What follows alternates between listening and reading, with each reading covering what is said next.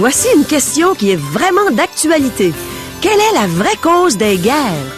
La parole de Dieu écrite il y a des milliers d'années va nous donner une réponse qui saura nous satisfaire aujourd'hui même à l'émission À travers la Bible.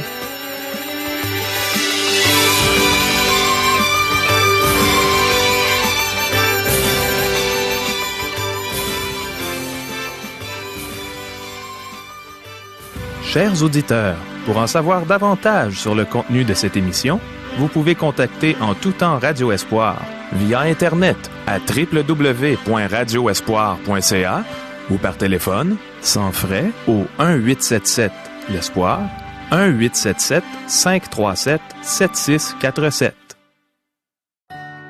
Bonjour, ici Caro. Je suis toujours émerveillée de réaliser que les questions qu'on pose de nos jours ont toute une réponse claire et satisfaisante dans ce livre qui est écrit depuis si longtemps dans la Bible. Voici nos questions pour aujourd'hui. Est-ce que prier suffit pour être béni de Dieu? Devons-nous faire des pas de foi et d'obéissance? Quelle est la différence entre la foi et la présomption? Qu'est-ce que Dieu considère comme étant une vraie repentance de notre part? Qui détermine les frontières et la longévité des nations? Pourquoi est-ce que la plupart des guerres ont lieu? Pourquoi est-ce que Dieu permet que nous passions par des temps d'épreuve? Est-ce que Dieu intervient en faveur de ceux qui lui appartiennent quand ils vivent des combats? Demeurez à l'écoute. Le pasteur Régent Joly a ouvert sa Bible et il est prêt à nous donner toutes les réponses que les Saintes Écritures donnent avec simplicité, avec vérité. Mais premièrement, prions. Oui, Seigneur, ta parole est toute simple pour ceux qui croient en toi, qui se confient en toi. Et on croit que tu vas nous enseigner aujourd'hui. On s'attend à toi. Parle à nos cœurs. Transforme-nous par ta parole. Amen. À toi, Régent. Merci, Caro. À la dernière émission, nous avons débuté l'étude du livre du Deutéronome. Moïse revoit le voyage d'Israël dans le désert et il rappelle au peuple 2 erreurs. Moïse fit la première en demandant à Dieu de lui donner de l'aide pour gouverner le peuple. 70 anciens furent choisis et ce conseil évolua au cours de l'histoire pour devenir le Sanhédrin qui condamna le Seigneur Jésus-Christ. L'autre erreur fut d'envoyer des espions explorer le pays alors que Dieu avait déclaré que c'était un pays où coulait le lait et le miel et qu'il avait promis de leur donner ce territoire. Les espions y aperçurent des géants qui l'habitaient et leur rapport fit peur au peuple qui refusa de prendre possession du pays. Le manque de foi du peuple et sa révolte le firent errer dans le désert pendant 40 ans. Chers amis, débutons notre lecture du livre du Deutéronome, chapitre 1er, versets 34 à 36. L'Éternel entendit le bruit de vos paroles. Il s'irrita et jura en disant: aucun des hommes de cette génération méchante ne verra le bon pays que j'ai juré de donner à vos pères, excepté Caleb, fils de Jéphuné. Il le verra, lui, et je donnerai à lui et à ses enfants le pays sur lequel il a marché, parce qu'il a pleinement suivi la voie de l'Éternel. Caleb et Josué furent différents des autres espions. Ces 2 espions crurent Dieu, et ils firent d'excellents rapports encourageant Israël à prendre le pays. En fait, Caleb obtint les terres désirées. Nous verrons plus loin dans le livre de Josué qu'il était un homme remarquable. Il parcourut le pays, et il réclama la montagne où vivaient les géants. Dieu la lui accorda comme héritage en Israël. Dieu bénit ceux qui roulent leurs manches, chers amis. Au fait, puis-je vous poser une question? Que désirez-vous de Dieu, mes amis? Êtes-vous des parents? Êtes-vous un jeune adulte débutant dans la vie? Que voulez-vous de Dieu? Laissez-moi vous expliquer ceci. Ce n'est pas en demeurant spectateur que vous obtiendrez quoi que ce soit. De nombreuses personnes pensent que tout ce qu'elles ont à faire est de prier, prier et encore prier. Oui, nous devons prier et vivre en communion intime avec Dieu. Cependant, vous devrez rouler vos manches et faire ce qui est nécessaire pour obtenir ce que vous désirez. Savez-vous cela? Dieu a dit à Caleb qu'il obtiendrait la montagne qu'il avait explorée. beaucoup d'entre nous ne recevront pas de bénédiction car nous passons trop de temps confortablement assis. Ce n'est pas ce qu'il faut faire, mes chers amis, si nous voulons obtenir une bénédiction de Dieu. Nous devons nous mettre en marche, à l'œuvre, en action. La Bible parle beaucoup de la marche chrétienne et très peu au sujet de s'asseoir. Nous devons nous accaparer des promesses de Dieu. Versets 37 et 38. L'Éternel s'irrita aussi contre moi à cause de vous, et il dit, toi non plus, tu n'y rentreras point. Josué, fils de Nun, ton serviteur, y entrera. Fortifie-le, car c'est lui qui mettra Israël en possession de ce pays. Vous devez faire des pas de foi et d'obéissance. Josué est l'homme que Dieu a choisi pour succéder à Moïse. Pourquoi fut-il choisi? Bien, il était un homme d'expérience et il avait suivi Dieu de tout son cœur. Caleb et lui sont revenus de l'exploration du pays avec d'excellents rapports parce qu'ils faisaient confiance en Dieu. La foi est un élément essentiel. Ils crurent Dieu et ils étaient prêts à faire des pas d'obéissance. Mes amis, vous ne faites pas confiance à Dieu si vous réclamez des bénédictions tout en demeurant spectateurs. Vous devez faire des pas de foi et d'obéissance. Verset 39. Et vos petits-enfants, dont vous avez dit, ils deviendront une proie, et vos fils, qui ne connaissent aujourd'hui ni le bien ni le mal, ce sont eux qui y entreront. C'est à eux que je le donnerai, et ce sont eux qui le posséderont. Voici pourquoi certains chrétiens pensent que les enfants qui meurent en bas âge vont au ciel. Dieu n'a pas tenu les enfants responsables du refus des parents d'entrer dans la terre promise. Il leur a permis de prendre possession du territoire. La génération sortie d'Égypte avait justifié sa désobéissance en affirmant qu'elle ne voulait pas exposer ses enfants au danger. Dieu a montré clairement que ce n'était pas leur vraie raison. Le peuple insultait Dieu en suggérant qu'il ne se souciait pas de leurs enfants. Mais Dieu a démontré qu'il s'en souciait en leur donnant le pays plutôt qu'à leurs parents. C'est à cette jeune génération que Moïse s'adresse avec son discours. Versets 40 à 43. Mais vous, tournez-vous et partez pour le désert, dans la direction de la mer Rouge. Vous répondîtes en me disant, nous avons péché contre l'Éternel, nous monterons et nous combattrons comme l'Éternel notre Dieu nous l'a ordonné. Et vous ceignîtes chacun vos armes, et vous fîtes le projet téméraire de monter à la montagne. L'Éternel me dit, dis-leur, ne montez pas, et ne combattez pas, car je ne suis pas au milieu de vous. Ne vous faites pas battre par vos ennemis. Je vous parlais, mais vous n'écoutâtes point. Vous fûtes rebelles à l'ordre de l'Éternel, et vous montâtes audacieusement à la montagne. Après avoir refusé d'entrer dans la terre promise, le peuple s'est rendu compte que la seule autre alternative était de retourner vers le désert. Une perspective non réjouissante. Moïse avait qualifié ce désert de grand et affreux. Donc, se rendant compte de leur péché et voyant qu'ils devraient retourner dans le désert, le peuple décida de conquérir la terre promise. Ce combat n'était pas une bonne chose, car le peuple agissait maintenant à l'encontre de la volonté de Dieu. Le peuple était disposé à combattre, non parce qu'il avait foi en Dieu, mais parce qu'il avait peur. C'est la peur qui les motivait, non la foi en Dieu. Qu'est-ce qui distingue la présomption de la foi?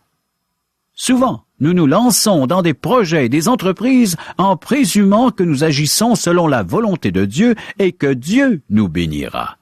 La ligne de démarcation entre la foi et la présomption est très mince, chers amis. Un homme ouvre une entreprise et prie Dieu afin que celui-ci le bénisse. Plus tard, il fait faillite. Cet homme avait assisté à un dîner-causerie au cours duquel un chrétien avait raconté comment il avait opéré une entreprise avec Dieu comme partenaire et qu'il avait été abondamment béni. Dieu avait appelé ce chrétien à le servir de cette façon. Le premier homme présume que Dieu le bénira de la même façon. Il prend Dieu comme partenaire, espérant réussir et s'enrichir avec l'aide de Dieu. La foi, cherche la gloire de Dieu. La présomption cherche la satisfaction ou le gain personnel. Quelle différence! Versets 44 à 46. Alors les Amoréens, qui habitent cette montagne, sortirent à votre rencontre, et vous poursuivirent comme font les abeilles. Ils vous battirent en Séhir jusqu'à Horma. À votre retour, vous pleurâtes devant l'Éternel, mais l'Éternel n'écouta point votre voix, et ne vous prêta point l'oreille. Vous restâtes à Kadès, où le temps que vous y avez passé fut de longue durée. Quelle est la nature de votre repentance? Le peuple vint pleurer devant l'Éternel. Il pleura et se repentit. Mais quelle sorte de repentance était-ce? L'apôtre Paul a écrit, « En effet, la tristesse selon Dieu produit une repentance à salut dont on ne se repent jamais, tandis que la tristesse du monde produit la mort. » 2 Corinthiens chapitre 7 verset 10. Le peuple ne pleurait pas parce qu'il avait offensé Dieu, mais parce qu'il avait subi une raclée aux mains des Amoréens. C'est comme un voleur qui pleure et qui se repent après s'être fait prendre. Quelle sorte de larmes verse-t-il? Pleure-t-il parce qu'il est un voleur ou parce qu'il craint les conséquences de s'être fait prendre? Ceci pourrait aussi expliquer pourquoi vous n'avez pas la victoire sur certains péchés. Vous détestez votre péché parce que les conséquences vous font souffrir, et non parce que cela offense Dieu. Tant que votre priorité ne sera pas une communion intime avec Dieu, vous n'aurez pas la victoire.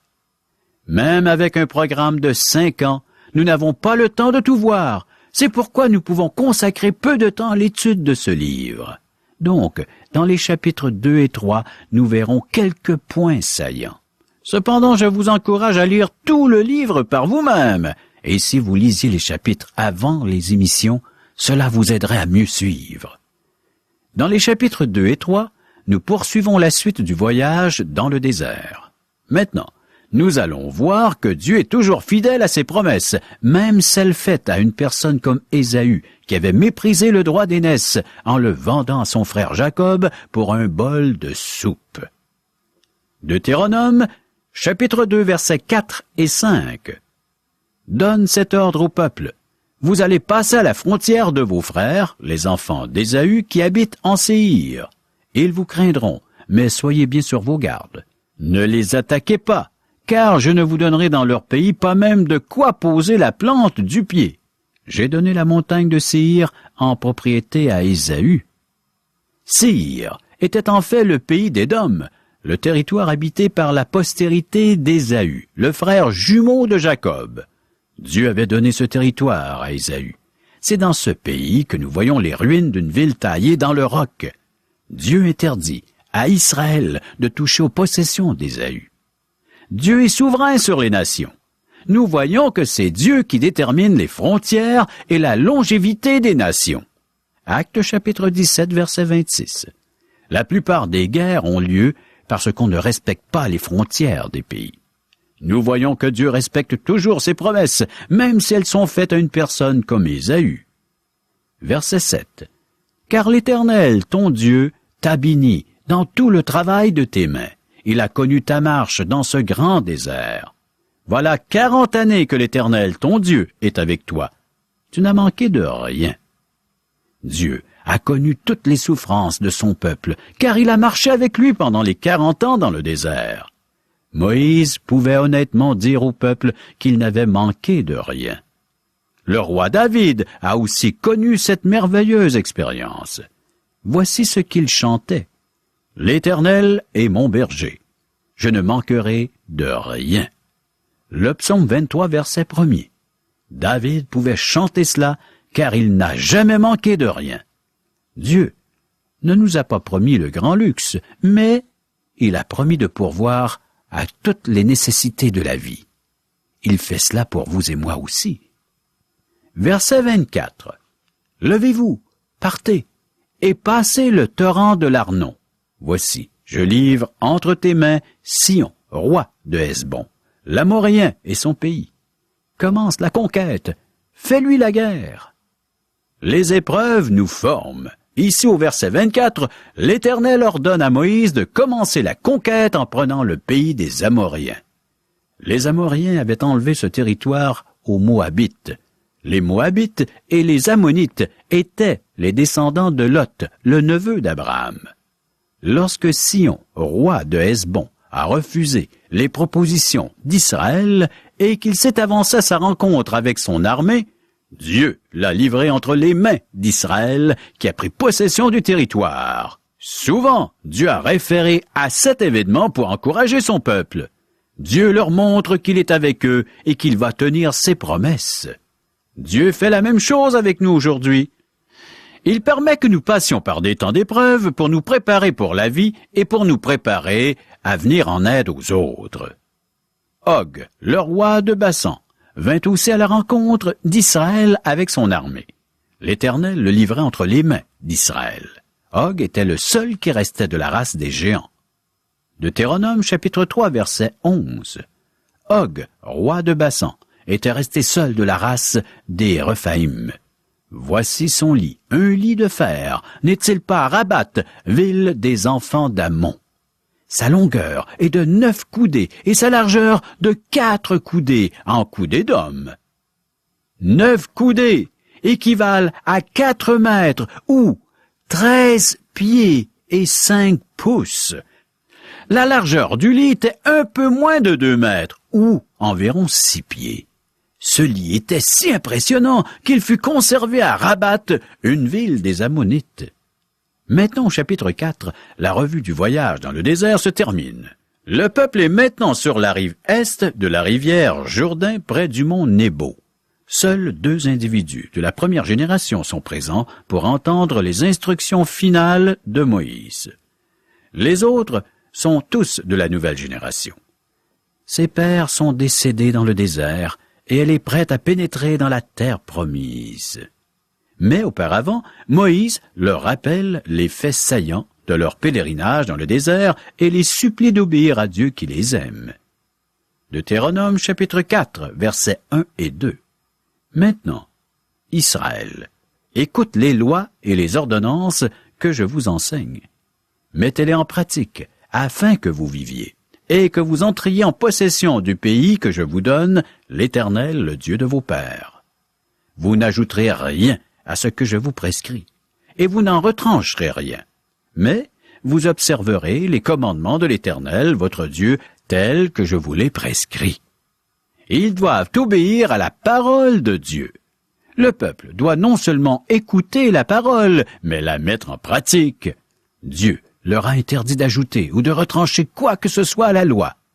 Israël devait observer la parole de Dieu telle qu'il l'a donnée. Si Israël avait observé la loi, la nation aurait été abondamment bénie. Mais nous découvrons plutôt un peuple qui a reçu la loi dans des conditions favorables, mais qui n'a jamais été capable de l'observer au cours de son histoire. Aucune chair ne sera jamais justifiée par l'observance de la loi. Pourquoi? Parce que Dieu agit arbitrairement. Non, mais parce qu'il n'y a rien de bon dans la chair. C'est ça le véritable problème. La chair, mes chers amis, la chair. Dieu combat avec les siens. Lorsque Dieu confie une mission ou une œuvre à ses enfants, il marche avec eux. Il va au-devant d'eux. Deutéronome 2, verset 25. Je vais répandre dès aujourd'hui la frayeur et la crainte de toi sur tous les peuples qui sont sous le ciel, et au bruit de ta renommée, ils trembleront et seront saisis d'angoisse à cause de toi. C'est Dieu qui décide de l'issue d'une bataille ou d'une guerre. Dieu a répandu un esprit de crainte et de frayeur afin que le peuple du roi Og tremble devant Israël. Dieu est intervenu en faveur de son peuple. Deutéronome chapitre 3 verset 22. Ne les craignez point, car l'Éternel, votre Dieu, combattra lui-même pour vous. Nous verrons dans le livre de Josué que c'est exactement ce que Dieu a fait. Il a répandu un esprit de crainte et de frayeur sur la population de Jéricho, la première ville conquise dans la terre promise.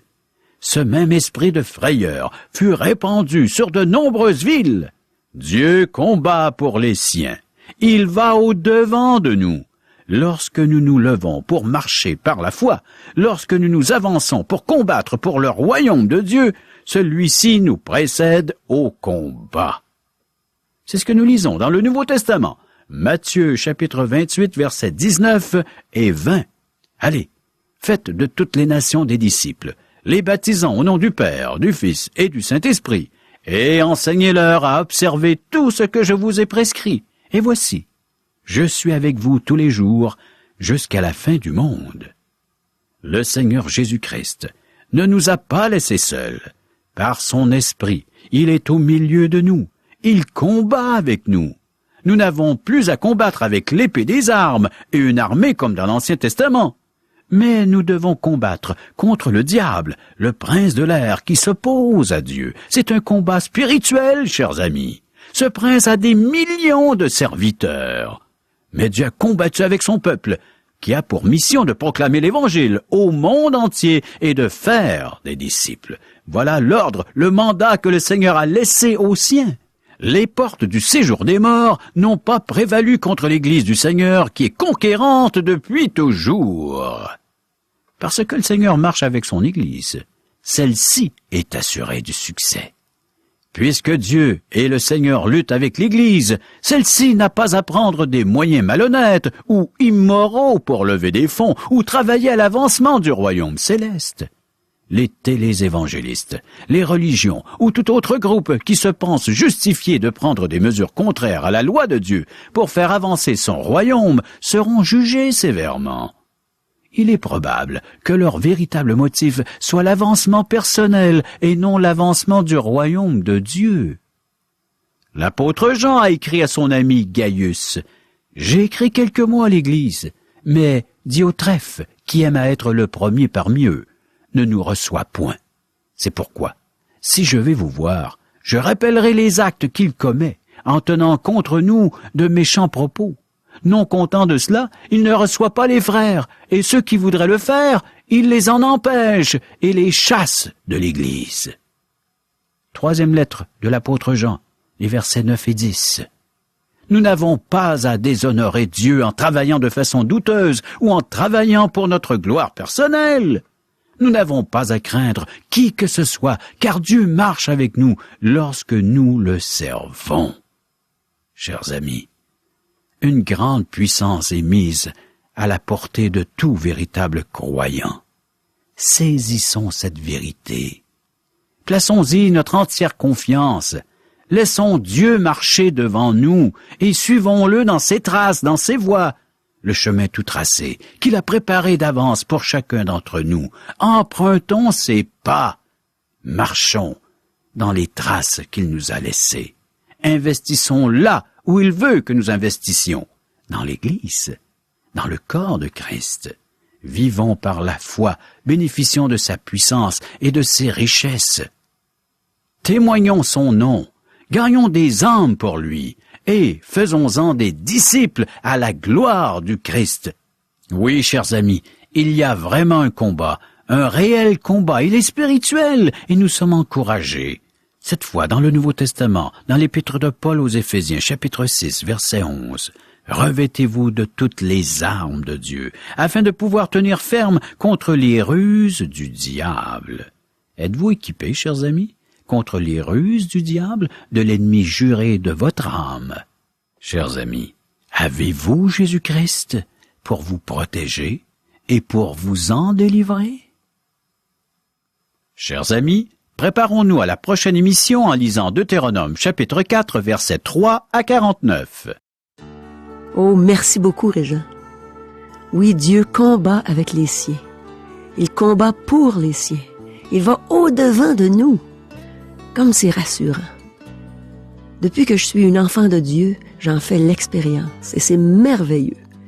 Souvent, le Seigneur me demande de faire des choses qui me semblent impossibles à faire.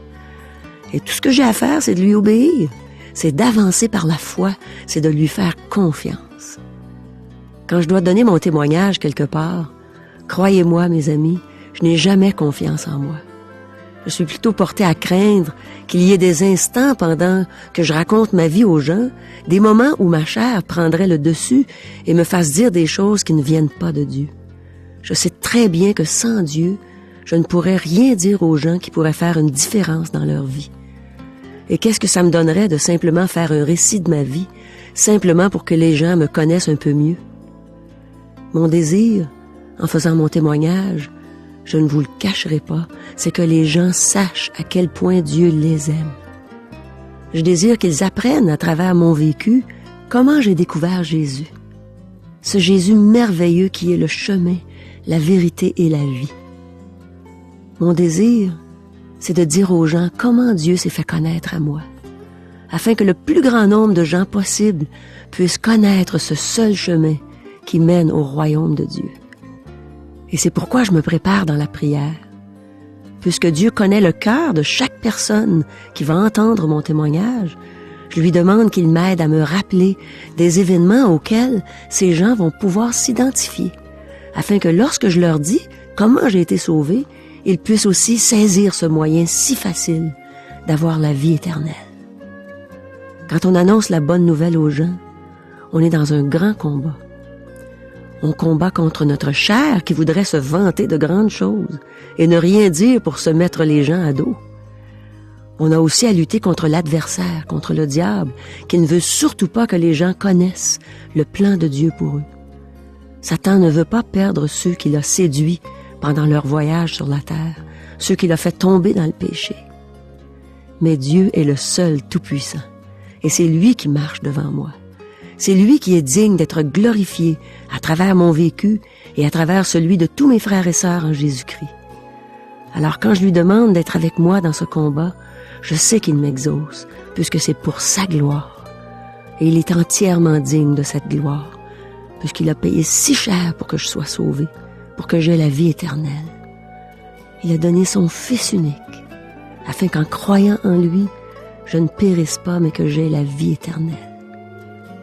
Et toi, mon ami, veux-tu cette vie éternelle que Dieu t'offre en ce moment? Quand j'ai dit tantôt que Jésus a donné sa vie afin que je ne périsse pas, mais que j'aie la vie éternelle, c'est pour toi aussi. Dieu t'a tellement aimé qu'il a donné celui qui était le plus précieux pour lui. Et Jésus a été séparé de son Père, alors qu'il était en train d'agoniser sur la croix pour toi et pour moi.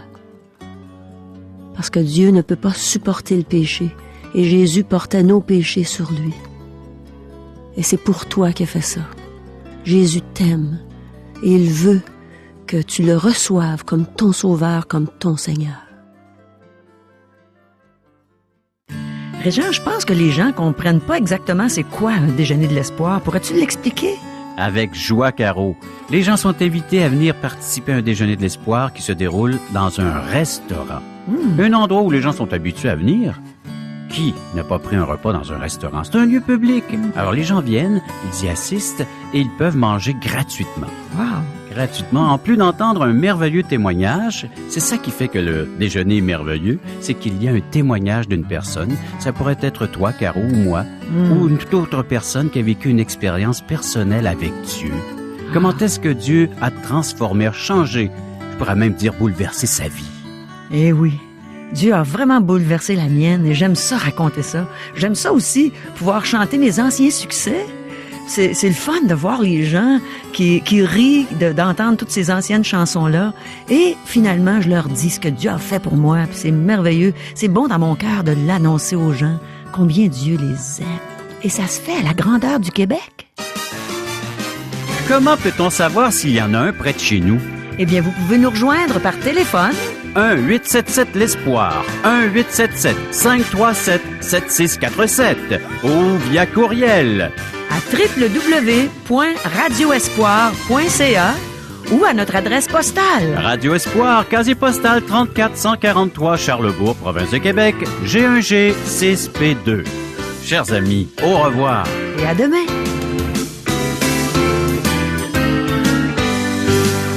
Cette émission vous a été présentée par Radio Espoir.